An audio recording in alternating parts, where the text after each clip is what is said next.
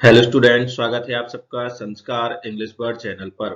तो इस वीडियो में हम पढ़ने वाले हैं क्लास 10th हिंदी का जो चैप्टर नंबर 5 है उसका पार्ट 2। इसके पहले पार्ट 1 पढ़ करके आए हैं जिसमें पूरे पाठ की संदर्भ प्रसंग व्याख्या और पाठ का सारांश हम लोगों ने पढ़ा है।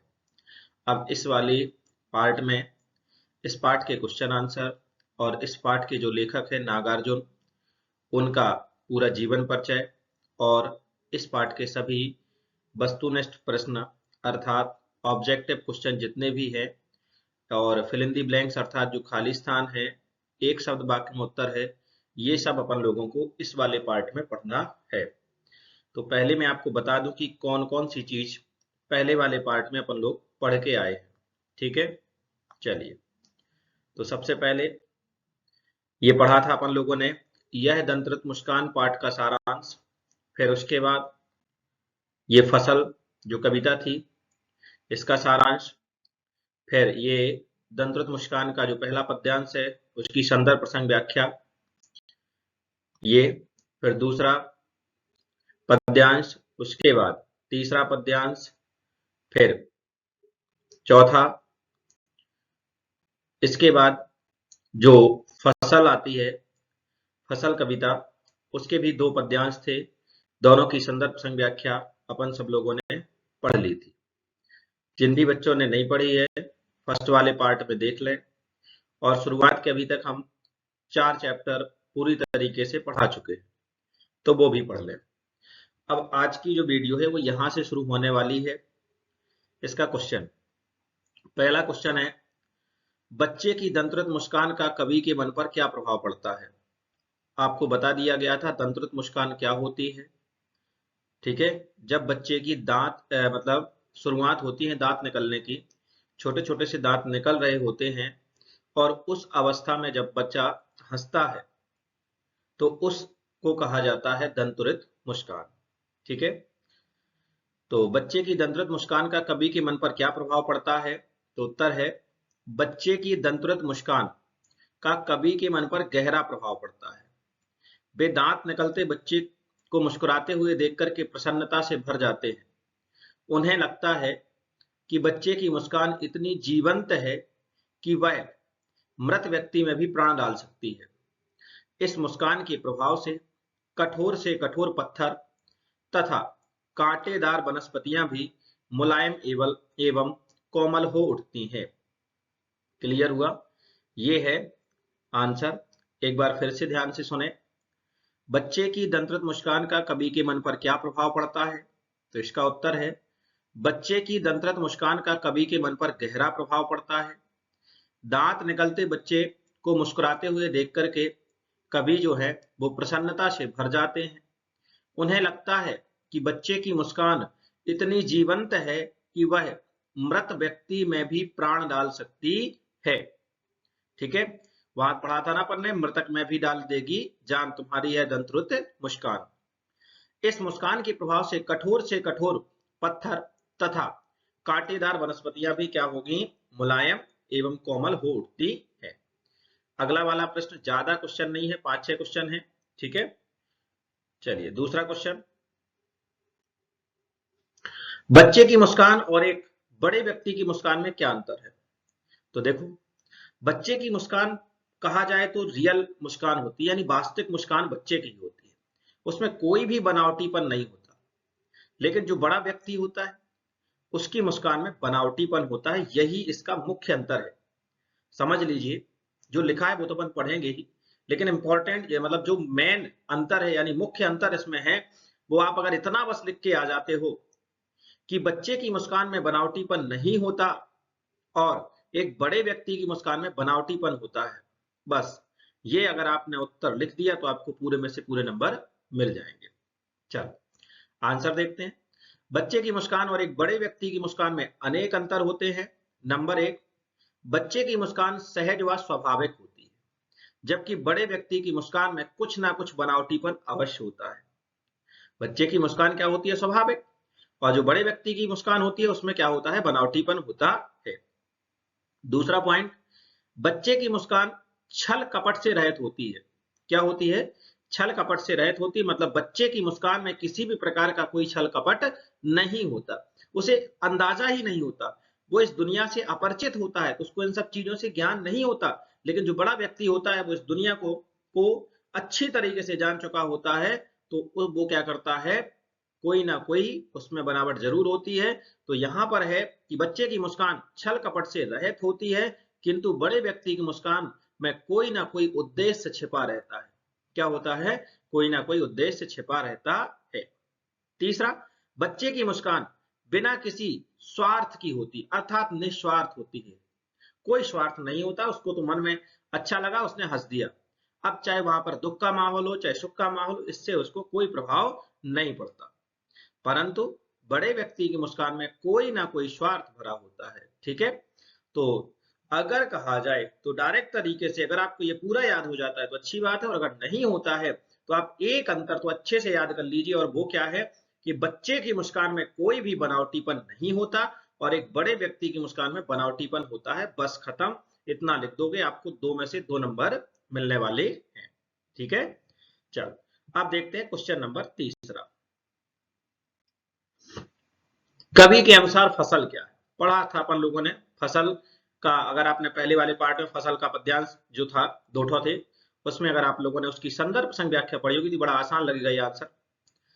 कवि के अनुसार फसल नदियों के पानी का जादू है, किसानों के हाथों की महिमा है, भूरी काली संदली मिट्टी का गुणधर्म है, सूर्य की किरणों का रूप परिवर्तन है तथा हवा की थिरकन का सिमटा हुआ संकोच है। इतने पॉइंट, और ये सब अपन ने व्याख्या में पढ़े भी हैं।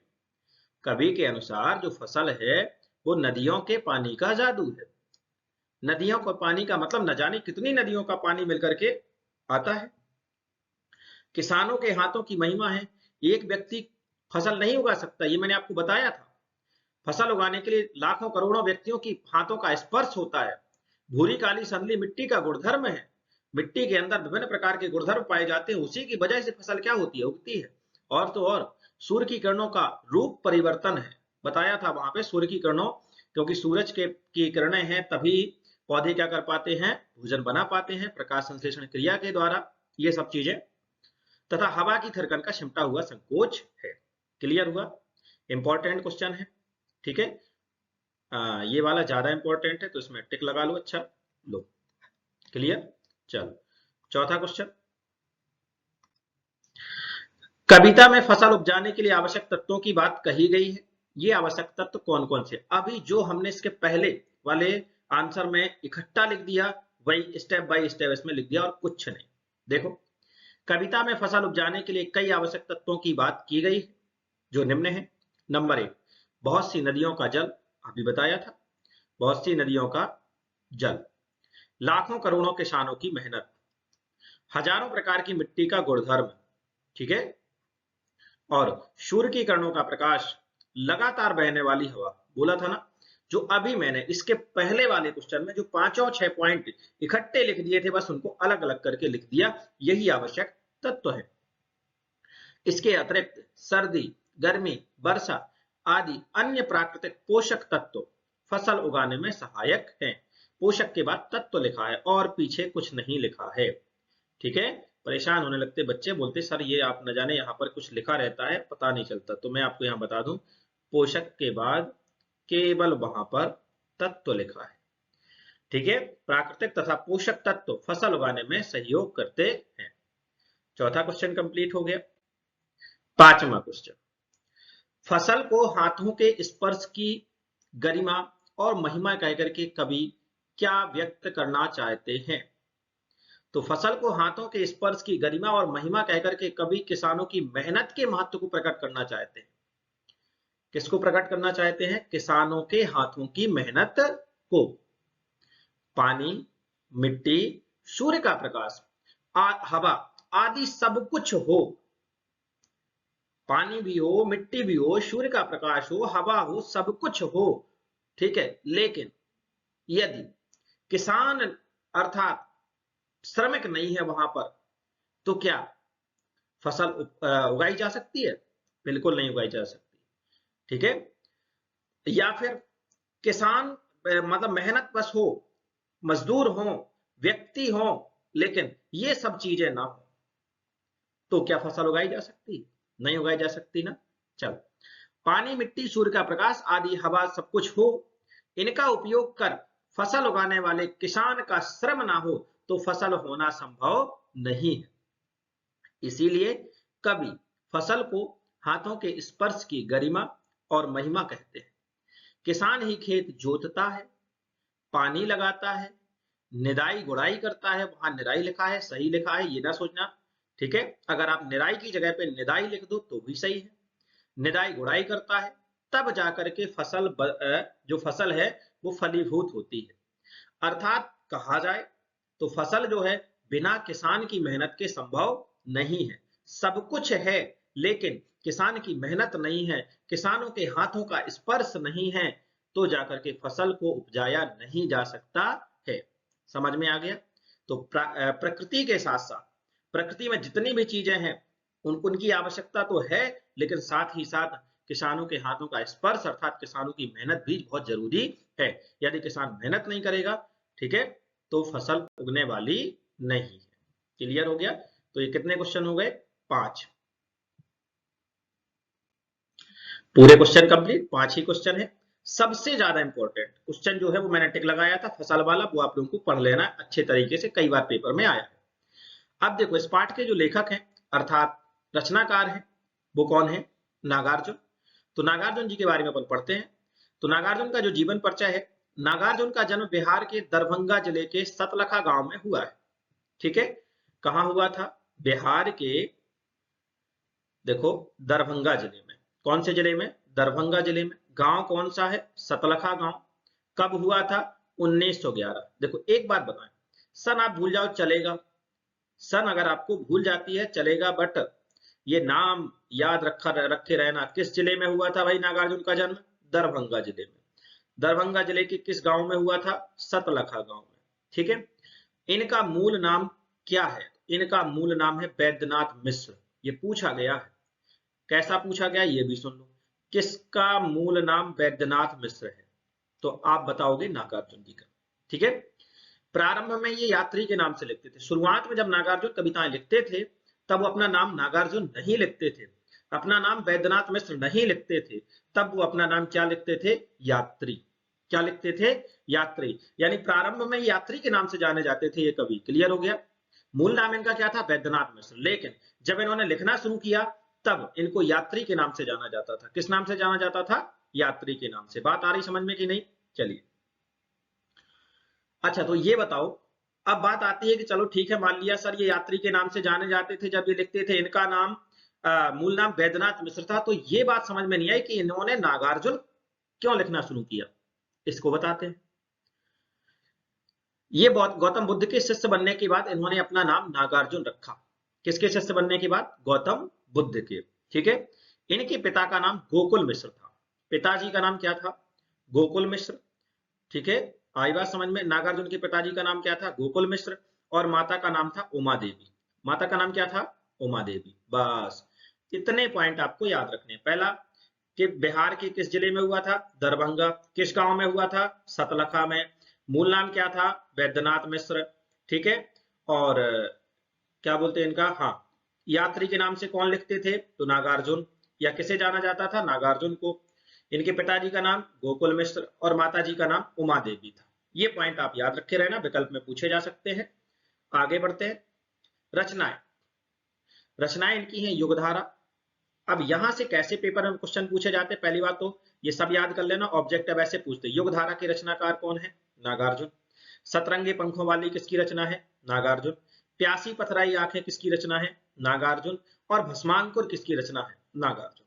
ठीक है, सब याद कर लोगे, अच्छी बात है। नहीं याद हो पाता तो कम से कम 2 रचनाएं तो याद कर लेना, क्योंकि पेपर में जब हमें 3 नंबर का जो क्वेश्चन आता है कवि परिचय में, ठीक है, तो 2 रचनाएं, भाव पक्ष और कला पक्ष आता है, तो 2 रचनाएं हमें याद रखना है। कौन कौन? कोई भी याद कर लो इनमें से। युगधारा, सतरंगे पंखों वाली, प्यासी पथराई आंखें, भस्मांकुर। क्लियर हुआ? अब देखो कला पक्ष। जीवन परिचय कंप्लीट हो गया, रचनाएं कंप्लीट हो गई हैं। कला पक्ष। कला पक्ष से पहले भाव पक्ष, भाव पक्ष में है, इनकी शोषितों के प्रति सहानुभूति रही है। शोषित कौन होते हैं? जिनका शोषण हो रहा होता है, ठीक है। जो सताए हुए होते हैं वो बेचारे क्या होते हैं? शोषित होते हैं। तो जो कष्ट में है, जिनका शोषण हो रहा है, उनके प्रति इन्होंने सहानुभूति दिखाई है। इन्होंने हर स्तर पर शोषण का विरोध तीखे शब्दों में किया है, ठीक है। इन्होंने गरीब, दलित तथा निर्धन को करीब से देखा है और उन्हीं को अपनी रचनाओं के रूप में परिवर्तित किया है। खेत, हरियाली, वन, पर्वत आदि का वर्णन इन्होंने इतना अच्छा किया है जैसे सभी जीवंत हो, ठीक है। तो देखो, शोषण किसका होता है? दलित का। शोषण किसका होता है? निर्धन का, ठीक है। शोषण किसका होता है? गरीब का। अमीर का शोषण नहीं होता, ठीक है। संपन्न जो होता है उसका शोषण नहीं होता। संपन्न और अमीर ये तो शोषण करने वाले होते हैं। और शोषण किसका होता है? गरीब का होता है, दलित का होता है, निर्धन का होता है। और शोषण करने वाले कौन होते हैं? तो शोषण करने वाले होते हैं जो अमीर लोग होते हैं, ठीक है। क्योंकि वो शोषण कर करके ही अमीर बने हैं। और जो बेचारा गरीब होता है वो ईमानदार होता है। क्या होता है? ईमानदार होता है, मेहनत करने वाला होता है। इस वजह से वो इसका क्या हो जाता है? शिकार हो जाता है। आगे देखें कला पक्ष। इन्होंने खड़ी बोली में काव्य रचना की है। क्या की है? खड़ी बोली में काव्य रचना, यानी इनकी भाषा कौन सी थी? खड़ी बोली। इन्होंने अपनी रचनाओं में अलंकारों का सहज प्रयोग किया है। सहज मतलब होता है साधारण तरीके से। इन्होंने छंदबद्ध व छंद मुक्त दोनों प्रकार में काव्य रचना की है। छंद से संबंधित, यानी इन्होंने इनकी रचनाओं में छंद हैं भी और कुछ रचनाओं में छंद नहीं है, ठीक है। कला पक्ष हो गया। साहित्य में स्थान। साहित्य में स्थान बस आपसे कुछ आता हो या ना आता हो, एक लाइन तो याद रहेगी। इन्होंने हिंदी साहित्य में बहुत अधिक योगदान दिया है, ठीक है। योगदान दिया है। चलो, यहां जो लिखा है वो मैं लिखे दे रहा हूं, देखना अच्छे से। योगदान के बाद यहां पर है दिया है। क्या है? दिया है। फिर उसके बाद भी अभी लिखा है हिंदी। इतना सुन लो फिर से। दिया है, हिंदी साहित्य में इन्हें युगों युगों तक याद किया जाता रहेगा। इतनी बात समझ में आई? पूरा का पूरा पाठ अपना कंप्लीट है, ठीक है। संदर्भ प्रसंग व्याख्या पढ़ चुके, प्रश्न उत्तर पढ़ चुके, और नागार्जुन जी का जीवन परिचय भी अपन क्या कर चुके हैं? पढ़ चुके। अब सब अपन लोगों ने, जिस जिस बच्चे ने पढ़ लिया है, अब आते इसके बाद ऑब्जेक्टिव, तो उस बच्चे से बनेंगे भी, ठीक है। मुझे बताना, हमारे बताने से पहले वो बच्चा क्या कर देगा? इसका आंसर देगा। चलिए देखते। सबसे पहले ऑब्जेक्टिव क्वेश्चन ये आ गया। सतरंगे पंखों वाली किसकी रचना है? बताइए। अब भी थोड़ी देर पहले पढ़ा था। किसकी रचना है? नागार्जुन की। आई बात समझ में? नहीं आई है? चलो, तो नागार्जुन जी टिक लगा लो, ठीक है। मंगलेश डबराल की आपकी किताब में रचना है संगतकार। मंगलेश डबराल की एक रचना है आपकी, पाठ है, जिसका नाम है संगतकार। पूछा जाता पेपर में, संगतकार के लेखक कौन है? तो मंगलेश डबराल। सूरदास तो आपको पता ही है, सूरदास का है सूरसागर, ठीक है। सूरसारावली, साहित्य लहरी, ठीक है। साहित्य लहरी, ठीक है। चलिए, यह दंतरत्न मुस्कान के कवि कौन है? केदारनाथ अग्रवाल। बिल्कुल नहीं। जयशंकर प्रसाद नहीं। जयशंकर प्रसाद किस वाद के प्रवर्तक है भाई? छायावाद के। याद रखना इन चीजों को, छोटे छोटे ऑब्जेक्टिव जो हैं पहले पढ़ा चुके हैं। जयशंकर प्रसाद किसके प्रवर्तक हैं? छायावाद के। जयशंकर प्रसाद का जो ग्रंथ है, महाकाव्य है, वो कौन सा है? कामायनी। कामायनी के रचनाकार कौन है? जयशंकर प्रसाद। सूर्यकांत त्रिपाठी निराला, इनको भैया महाप्राण के नाम से जानते हैं। किस नाम से जानते हैं? महाप्राण के। पता है ना? हाँ। और अब ये है लास्ट में नागार्जुन, यही इसका आंसर है। किसकी मेहनत से फसल होती है? व्यापारी की? बिल्कुल नहीं। लेखक की? बिल्कुल नहीं। कलाकार की? बिल्कुल नहीं। तो क्या बचा? किसान की मेहनत से। किसकी मुस्कान मुर्दे में भी जान डाल देती है? तो आप लोगों को पता है कि दंतुरित शिशु की मुस्कान। किसकी मुस्कान? दंतुरित शिशु की मुस्कान। तो ये चारों ऑब्जेक्टिव क्लियर हैं, बने थे सब आंसर। हाँ, आगे देखो रिक्त स्थान। कमल तालाब को छोड़कर, मैंने जब पहला पार्ट पढ़ा रहे थे ना, पार्ट को समझा रहे थे, उस टाइम पे एक लाइन मैंने अंडरलाइन की थी कि नहीं की थी, और बताया था, ये अच्छे से पढ़ लेना। सॉरी, कमल तालाब को छोड़ करके कहाँ खिला है? तो झोपड़ी में खिला है। कहाँ पे खिला है? झोपड़ी में। तुम्हारी दंतरित मुस्कान मुझे लगती है बड़ी छवि मान। फसल कविता खालिस्तान द्वारा रचित है, किसके द्वारा रचित है? नागार्जुन। और दंत्रत मुस्कान भी किसके द्वारा रचित है? नागार्जुन। आ गई बात समझ में? रिक्त स्थान हो गए। अब आते हैं एक शब्द वाक्य में उत्तर। फसल कविता के कवि कौन है? तो भाई नागार्जुन। फसल किसकी किरणों का रूपांतरण है? पढ़ाया 3-4 बार तो बता ही दिया, सूरज की किरणों का। किसकी किरणों का? सूरज की।